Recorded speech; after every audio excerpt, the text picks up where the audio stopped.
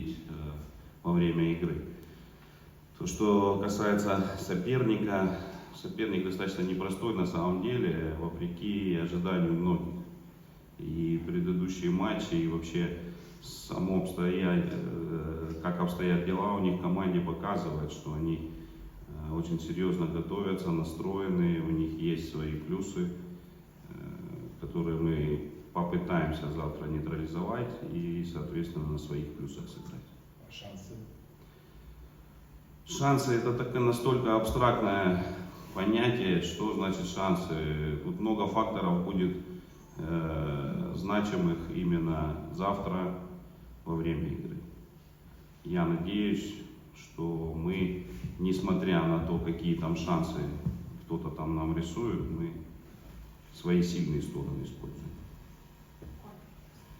First question about the mood.